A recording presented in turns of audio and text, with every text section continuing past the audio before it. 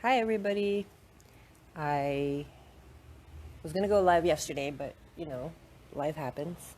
Um, on a topic that I'm actually finding I'm discussing a lot on individual conversations, so I figured why not just start rambling on a live and more people could be exposed to this because I think if I'm thinking about it and other people are talking about it, maybe other people need to hear about it. We're all connected, right? My son is up wanting some food, but he might give me a few minutes, so let's see if we can get this done. Um, Hi. So, anybody that doesn't know quantum entanglement, I don't really want to go, don't let the word kind of scare you off if you're not familiar with it. Um, but it really has a lot to do with the fact that time doesn't exist, the fact that everything that happens now is affecting all of our lifetimes because they're all actually occurring at the same time. And if, reincarnation is not something in your belief system, just on an energetic perspective, anything that resonates out of us, that radiates out of us, is affecting anything beside us because everything's made of energy. So really, it's the same concept, just larger. Um, so I wanted to give you some personal experiences with this and take it if you want, see how it resonates with your healing path. It could stir up some questions, it could stir up some understanding. I just figured I'd share. So on a smaller scale, um, for people that don't have any sort of past life memories at this moment, we certainly are, most if not all of us, healing from childhood traumas. So anybody that's a parent, um, or deals with children or really interacts with any other human being is going to understand this, I really think, because people trigger us. People, kids, I know, definitely will trigger us. And it's not even their fault. And this is why I use the word kids, because we know it's not the kid's fault, especially a young child is not maliciously looking to trigger us. Sometimes it's a little easier to miss the innocence when we're talking about another adult triggering us, because there is an innocence there, even though it might seem malicious. But let's just bring it down to a scale of a child triggering us. For me, my daughter triggered me awake with her truth, but my son triggers me in my own healing. So what I've caught myself doing, without getting into too many details, I don't want to go into like high frequency parenting classes, although that's a topic I wouldn't mind talking about. Um, a simple example is my son hates being a child. He thinks he's an adult. He remembers his past life. He's like age 56 at this point. So he also comes across as very abrasive, very demanding, very controlling even, I want to say. Like I'll come out of the shower with a turban towel on my head and no, take the towel off. No, I don't like your hair like that. No, take the shirt off. And me growing up in a very, you know, non-authentic household, these are massive triggers for me because I felt like not until I woke up did I really start learning, what I like about myself and what I want to do in my life and do stuff for me rather than programming, you have to look this way as a girl, you have to behave this way. So my son, after all this healing, coming at me with all these demands is triggering all the fine layers of work that I have not yet worked on. So this is a topic, like my inner healing started years ago, but my son is really getting me to fine tune that nitty gritty um, trigger that was there that I couldn't get on my own. So I've caught myself after he's triggered me and I'm upset and I sit there, usually I try to distance myself, obviously unless I need to be there for him. At the end of the day, he's still a 4-year-old child. But if I can get on my own later and just kind of think over the events, I'll dialogue question myself. Um, what triggered me? What am I upset at? Especially with a child, what am I angry at? And very often is, for me anyways, it has a lot to do with feelings of not being heard, feelings of not being appreciated, um, emotions of fears of being manipulated and taken advantage of.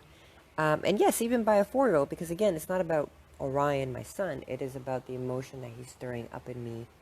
Uh, and actually, the post that I posted this morning has a lot to do with that too. The ego death, or not the ego is a bad word, people are misinterpreting, but the death of the old you has a lot to do with all those little minute triggers that we still have and we're working through, because all those triggers are due to a programming. So the reason why I'm afraid of being heard by a 4-year-old is because as a child, I was never heard with my own feelings. In fact, I say this a lot. My son's lack of balance reflects very much how I was when I was a child.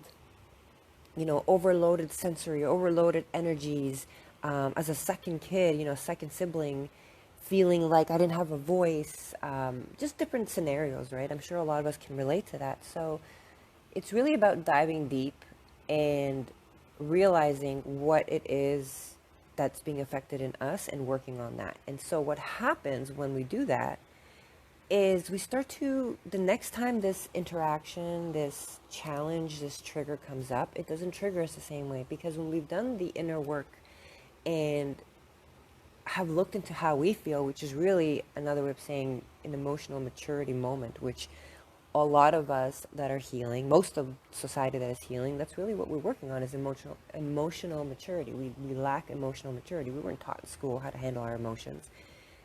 We weren't taught at home even how to handle emotions. Our parents, for the most part, don't know how to handle their emotions. So the emotional maturity that comes from inner deep diving. So now when you're presented, I know for me, when I'm presented with a similar trigger with my son, through the practice of that inner driving, my head instantly like, no, this isn't about him, this is you. And I'm able to handle the situation in a way where I'm not feeding into his cyclone of, whatever he's feeling at that moment. He's not even sure what he's feeling. And I'm able to be that grounding rock. So a lot of parenting coaches do talk on this. So the example does kind of play that parenting role. So now if we put it into an adult situation, it's really the same thing. So what's happening is it's sending a ripple in time in what I like to call kind of the short version, because now the next time you're having this encounter, you're not going to, you're going to treat it a little bit different, and so on and so forth. More recently, though, see, I have past life memories, which on a separate subject, I personally I don't recommend you go chasing past life memories. Sometimes we're not ready to see them. That's why they're not there. We haven't gone through certain healing points. So if we do see these past life memories, they could really kind of traumatize us again. That being said, if you're drawn to getting assistance from someone, I don't dismay that. I just really feel like a lot of the times in the beginning of an awakening, we start to get so curious that we just want the answers from someone and the confirmation. Really, the answers start from the inside. So that's a little side note. So my past life memories, and I have many at this point, are very traumatic. And many of them include people that are in my life now. Sometimes in the same relationship pattern, sometimes in a totally different, who was your mother could be your cousin, who was your father in another lifetime could be your son now, like different situations like that. So another example, and why I wanted to make this video, that I've been seeing more and more recently that's been happening, is I will all of a sudden channel and tune into a past life memory with my current awareness, with my current level of healing that I've achieved. And it's almost like I sit there with the memory and heal it. So I'll give you like a smaller example and a bigger example, at least in my human perspective. So a smaller example, going back to what I was saying about how my son triggers me and my childhood trauma, I have visited the childhood version of me, knees curled up, sitting behind the door, crying, feeling desperately alone. And I've sat with her because I have kind of dived deep with healing in front of my son and, after the fact in this human form. I am now given the opportunity to sit with my younger self, my childhood version of myself. And what I've done in the past, one example was I've been able to sit with her. You can't change the chain of events that occurred. It's like a time machine. You can't go and alter what's happening, because it's like having regrets in this life. You can't. Everything that's happened has made you who you are. However, you can go and visit yourself and be there for yourself. I had the opportunity several times now to sit with my child version of myself and tell her that she's not alone. What really helped me was thanking her for going through, sorry guys, I just pulled my phone. Thanking her for going through what she went through, even though she seemed like she was maybe weak. She was quite strong to bring me all the way over here. So I needed to let her know that. I'm going to adjust this a little bit more. Telling her that she'll get to a point where she's definitely not alone in the 3D sense, reminded her that she's not alone in the esoteric sense at that time, so that child, that me version in that lifetime that I'm speaking to, without realizing as she's sitting there crying, is feeling these emotions of me now talking to her and comforting her. And the feeling of that child's, in that child's heart, me, that child, feels a little bit more reassured, a little bit more hopeful. And so she continues on her timeline, but it's different. It's not the same. Because I have been able to heal in this me now, in this reality, and go there and assist her even just a little bit, it didn't change the event, but it changed the emotion that was trapped or not trapped. My sun is starting to come out, so I'm going to try to speed it up.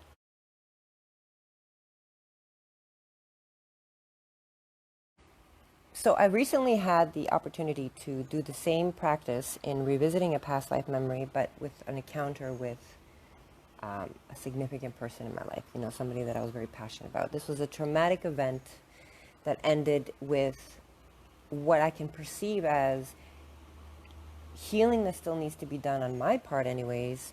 I'm not going to speak on behalf of the other person. In terms of forgiving them, in terms of forgiving the situation, in terms of understanding the other person's perspective, which has a lot to do with forgiveness. So I visited this memory many, many times, but recently, different things are said in conversations that have clicked. And again, this memory came to me and I was able to visit it and see it from the other person's point of view, the person that I blamed. And the root of forgiveness, I think, is just that. It's seeing that the cause of what our pain is sometimes, especially if it's caused by what we think is another person, in the other person's perspective, it's not at all the same reality. And it's not that they're denying your reality, it's that that's not the way they see it at all, because they have their experiences and their pain and the decisions that they made that they might have not have shared with you that caused them to act the way they did. And we may have no idea about any of that, right? So this happened recently, and this is just one example, but it's the most recent example. That's why I'm able to share it, where I was able to visit this event. I kind of view it as a movie, but really just walking yourself through it. Some people can use hypnosis for this. Everybody uses different tools, but being able to kind of visit that moment and release the stored energy of anger and fear and blame more than anything I know from me in that situation. And just the shock of the expectation that I had this person and the action that took place, it just didn't align. So it's almost like I blamed them for not behaving the way I expected them to, which is atrocious, really. Like we do this on a social basis, but it doesn't make any sense when you think about it on an energy basis. How can we have expectations of somebody's behavior? We can't control anybody. We can't control their healing, their perspective, their experiences, nothing. So I was able to see this memory. I was able to understand it and let go because I was able to understand it. And the release that I felt after vibrated and shifted other memories. So that ripple effect that I'm talking about, so say this memory was something that took place on a linear timeline 400 years ago. No, it wasn't. This particular one, probably about 300 years ago. Regardless, a few hundred years ago. So many things have happened since, and say this particular frequency person, so this person reincarnated, now they're in my life now, so many memories have also happened with this person and I in this memory. Everything alters when we go back into that one memory and change our emotion and our perception on it and our feelings attached to it, or now detached, from it. It changes how we perceive everything. Now you can go back and have a conversation with this person and you will hear them different because the frequency changes, the tone of the energy, everything changes. Your perception of their beliefs will change because such simple little realizations. Another example of that I didn't think I was going to mention, but I will. I've actually written a blog on this couple years ago. I don't necessarily see it exactly how the blog was a few years ago because I've healed much more since. But a very basic point that I make is that my mother, who I have a no contact relationship with now for about 5 years, and I don't really plan on ever reconciling that relationship. And it's not out of, holding on to anything. I see her as a person now. I definitely still have healing to do, but I see her as a person, and I see it's a person that I just don't resonate with. I was, from the time I was born, my mom's connection to me was very limited. And without going into too much detail, obviously it was not a very, strong bond. I had a past life memory a few years ago where my mother now was some lady unrelated to me, and in that lifetime, and that lifetime ended with her blaming me because I couldn't help her in her perception. Now, I couldn't help her because she didn't come to me in time to help her, but that's my perception, and I forgave her in that lifetime for not understanding. What happened was I was a healer, and she had a child that was dying. She came to me very late because she didn't believe in my powers, but I think desperation brought her to me. I obviously could not save her child. Long story short, she had me executed. And she held this pain. She blamed me. I was an easy target to blame for the pain of her child, which in that lifetime I understood. I had reached a certain level of my understanding, so I understood her pain as I was being executed. So it's not a lifetime that I hold a grudge to, but when I was born and I was her child in this life, she held a grudge to me, although she has no idea. And again, this is my interpretation of, I don't want to say that this is what the problem is, but this is what I see. I get told stories that my mother in this lifetime now, struggled to hold me. She didn't really want to give birth to me. I was her second child. And for years that haunted me. What child wants to hear that the parent didn't want them? But I understand it now. I get it. Here is this young woman who already has a very young child. I think my brother was under 1. My brother was less than 1 when I was born. My mom was like 20 or 21. With this child that's born that she has no idea why she doesn't want to be around. And who knows, she might have even felt guilty about that feeling. But I see it now as an energy. She had this trapped energy of blame for the energy that I was. And so I don't want to say she despised me or didn't like me. Those aren't the right words. But the emotion that was trapped was definitely blame, among maybe other things. So my point being that when we're able to kind of acknowledge these events, whether it was, years ago in this life or potentially in past lives, we're not going to change the events, but we're going to change the energy and the perception. And what happens is that any trapped energy in our avatar in this life will start to get released. Any understanding that we might need to clarify, we'll start to get untangled and clear it up. And this is a process. So yes, we can wake up, but the actual process continues. So I'm going to end it there. I'm going to go finish feeding my kid, who has settled down. And I think he heard me talking, and that's why he got frustrated. That's what I was talking about. He's like, no, you can't be on the phone and talking to someone else. You need to pay attention to me. But then I'll come into his room, and he'll be like, no, I want alone time. You need to go. So my frustration comes from, I can't please you. I can't. But I truly believe that it has nothing to do with him, and I will figure out what it is one day. But that's another lesson for me, and another lesson for me to share when I figure it out. Anyways, I send you guys the love. I love that I share so many things with so many of you on an individual basis. Eventually, I have this feeling that we're going to all connect a little bit more as a group setting. I'm not going to force it, though. I feel like it's going to come organically. Anyways, have a good day. I'm going to go make a coffee because I haven't had one yet. I barely woke up. And have an awesome day. Have a great weekend. Sending love. Bye.